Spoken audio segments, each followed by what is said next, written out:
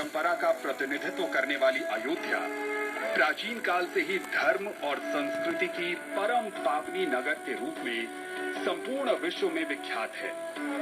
अथर्ववेद में इसे देव निर्मित 8 चक्रों और 9 द्वारों वाली स्वर्णिम नगरी के तौर पर रेखांकित करते हुए कहा गया है, अष्टचक्रा नवद्वारा देवानां पुरयोध्या तस्याम हिरण्यमयः कोशः स्वर्गो ज्योतिषावृत्तः। सप्तपुरियों में सर्वश्रेष्ठ कही जाने वाली श्री अयोध्यापुरी का कण कण राममय है। भक्ति के शास्त्रीय ग्रंथों में ईश्वर प्राप्ति के साधनों के स्वरूप में 4 तत्व माने जाते हैं: नाम, रूप, लीला और धाम।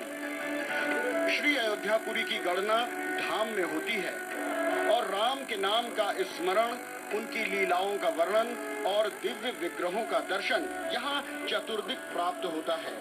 अर्थात भगवत प्राप्ति के समस्त साधन यहाँ स्वयं उपलब्ध हैं। धर्मशास्त्रों और ग्रंथों में अयोध्या के दिव्य और पार्थिव स्वरूपों का उल्लेख मिलता है। शिव संहिता के अनुसार परलोक की अयोध्या दिव्य गुणों वाली है और पृथ्वी पर अयोध्या देवताओं की लीला भूमि है और इन दोनों के स्वामी प्रभु श्री राम हैं।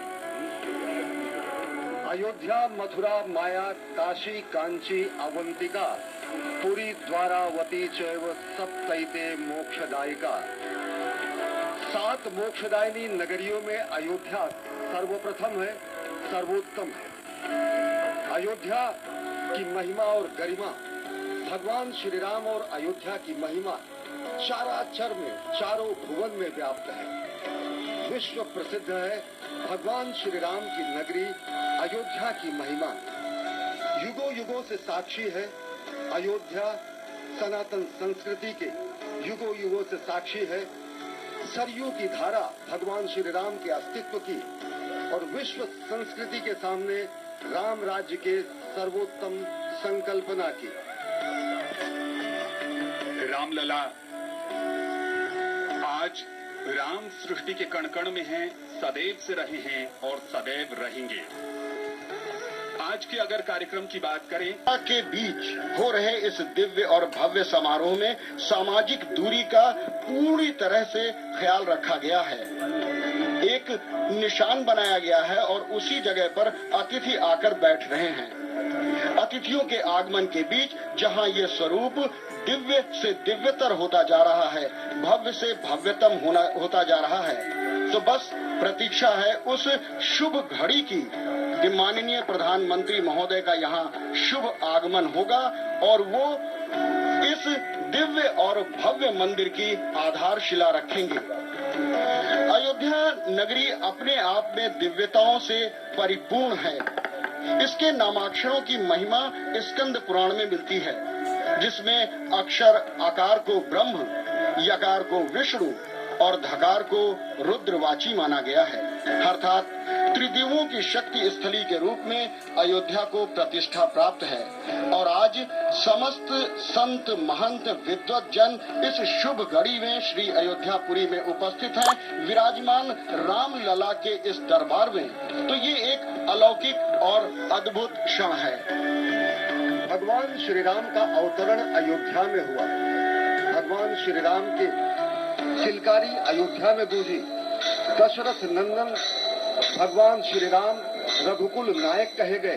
भगवान श्री राम ने यहीं पर दशरथ के आंगन में चारों भाइयों समेत बाल्यकाल अपना बिताया। इसी अयोध्या ने भगवान श्री राम का वनवास देखा। इसी अयोध्या ने राजा को सन्यासी बनते देखा। इसी अयोध्या ने सन्यासी को राजा भी बनते देखा। इसी अयोध्या ने चरण पादुका रखकर भ्रातृ प्रेम के सर्वोत्तम उदाहरण भरत को राजकाज चलाते से देखा। इसी अयोध्या ने भगवान श्री राम के सर्वोत्तम स्वरूप मर्यादा पुरुषोत्तम को देखा। आज यही अयोध्या पूरी तरीके से आज सजी धजी सवरी इस ऐतिहासिक युगांत उदाहरण का उन्होंने सर्वोत्तम उदाहरण पेश किया। दशरथ महल, जैसा कि नाम है कि भगवान राम के पिता श्री राजा दशरथ का ये महल है, जहाँ की दिव्य आरती इस समय हम सब देख रहे हैं। ये वही महल है जहाँ भगवान राम ने जन्म लेकर घुटनों के बल चलते हुए किलकारियां भरी और कौशल्या, सुमित्रा, केकेयी के साथ साथ महाराजा दशरथ को भी आनंदित किया। ये वही दशरथ महल है जहाँ राम की क्रीड़ा स्थली के रूप में इसका वर्णन मिलता है। भगवान राम की बाल लीलाएं सुलभ हैं, सभी को आकर्षित करती हैं, सभी को मोहती हैं, सभी को प्रेरित करती हैं। वो ठुमक ठुमक कर यहीं चले थे।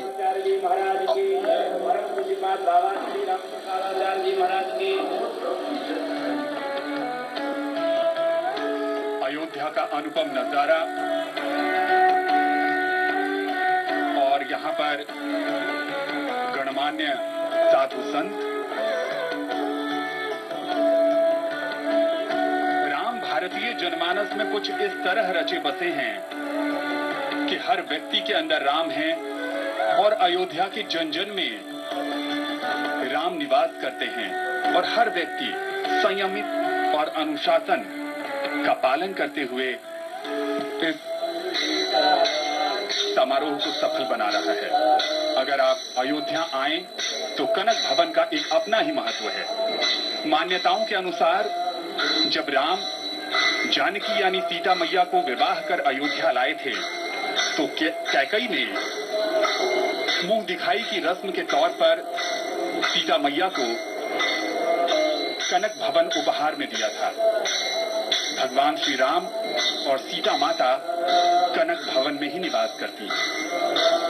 पूरी दुनिया में सीता और राम की पूजा होती है, लेकिन कनक भवन में सीता मैया कनक विहारिणी और प्रभु श्री राम कनक बिहारी के नाम से भी जाने जाते हैं। 3 अगस्त से चलने वाला भूमि पूजन का कार्यक्रम अलग अलग तरीके से अयोध्या में वैदिक परंपराओं, वैदिक मंत्रोच्चारणों के बीच हुआ। भगवान हनुमान अयोध्या के रक्षक माने जाते हैं, अधिष्ठाता माने जाते हैं। प्रधानमंत्री सबसे पहले पहुंचकर पवन सुत के दर्शन करेंगे। गर्भगृह में जहां पर प्रधानमंत्री नरेंद्र मोदी पूजन करेंगे वहां संत पहुंच चुके हैं। तकरीबन 35 संप्रदायों के 135 संत वहां पर मौजूद हैं। पवन सुत को अयोध्या के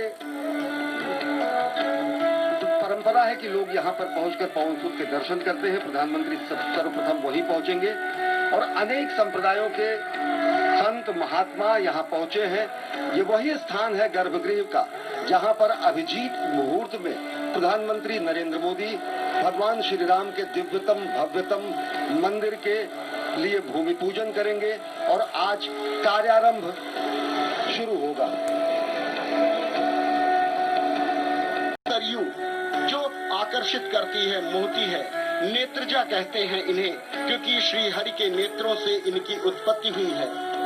इन्हें रामगंगा भी कहते हैं। वाशिष्ठी के नाम से भी ये जानी जाती हैं, क्योंकि गुरु वशिष्ठ इन्हें स्वर्ग से लेकर धराधाम पर यानी कि यहाँ श्री अवधपुरी में लाए थे। ये एक विहंगम दृश्य अयोध्या का जो सभी को मोहता है। ये क्रीड़ा स्थली है हमारे आराध्य, हमारे इष्ट प्रभु श्री राम की। तुलसी उद्यान गोस्वामी तुलसीदास, जिन्होंने प्रभु श्री राम के पूरे जीवन का अनूठा वर्णन रामचरितमानस में किया, और रामचरितमानस जो एक आदर्श है करोड़ों भारतीयों के लिए। अयोध्या सिर्फ एक बसावट नहीं है, यहाँ के कण कण में राम और श्री राम के मन में राम नगरी बसती है। अयोध्या जीवन है, अयोध्या सभ्यता है, अयोध्या हमारे दैनिक जीवन के मूल में है। पहुंच चुके हैं समारोह स्थल पर।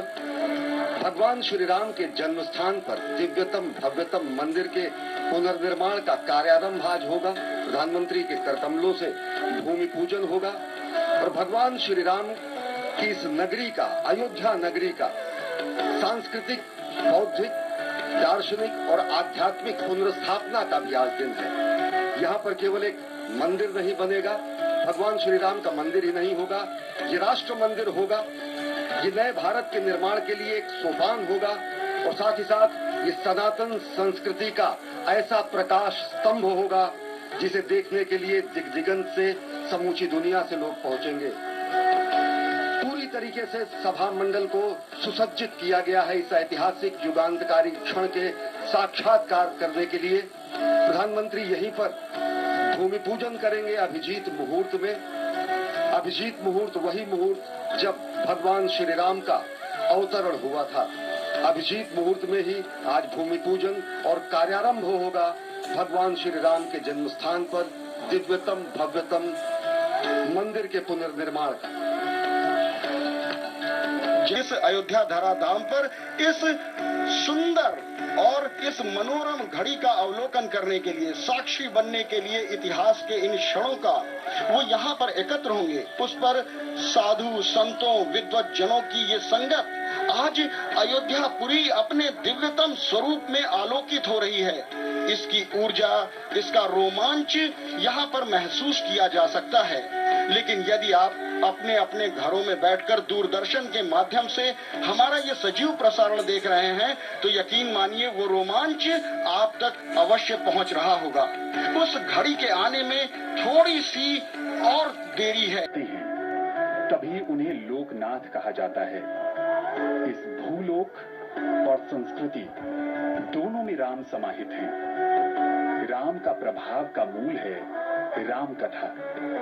तभी तो कहा जाता है राम से बड़ा राम का नाम। राम का चरित्र आदर्श पुत्र, आदर्श शिष्य, आदर्श भाई, आदर्श मित्र, आदर्श वीर और आदर्श राजा के रूप में हम सबको लंबे समय से आकर्षित करता रहा है और आने वाली पीढ़ियों को भी प्रेरित करता रहेगा।